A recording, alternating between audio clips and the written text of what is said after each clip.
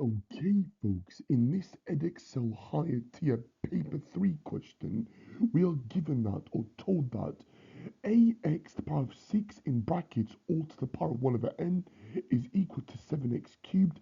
Work out the value of a and the value of m, and it's worth 2 marks. It was question 12 on a paper 3 from the 2021 series. So, this is looking up here our laws of indices.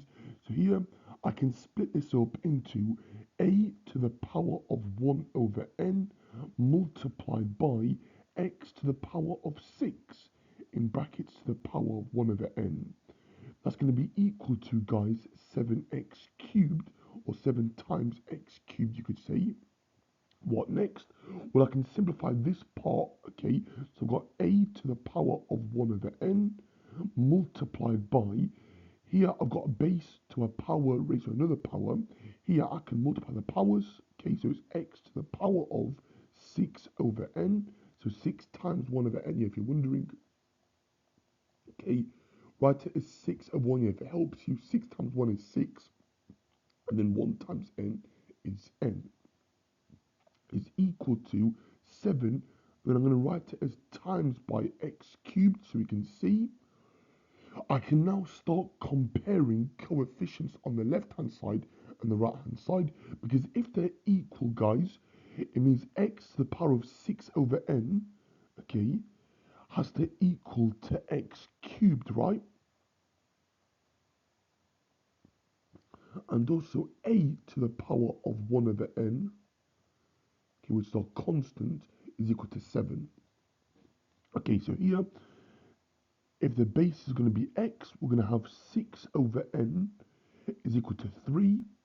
If I rearrange that, okay, we get that n is equal to 2, okay, because 6 divided by 2 is 3, or in other words, yeah, I'm going to multiply up by n, so I get 6 equals 3n, and then divide through by 3 on both sides to get 2 equals n, or n equals 2. Now that I know what n is, so n is equal to 2, guys, I can now plug this into this equation here. We have a to the power of a half is equal to 7. Now, just a brief reminder, guys, yeah, power of a half means the square root. So we have the square root of a. So the square root of a is equal to 7. What's the opposite of square rooting, guys? You guessed it, well done. It's the square both sides. So a is equal to 7 squared. And 7 squared, guys, is 7 times 7, which of course is 49.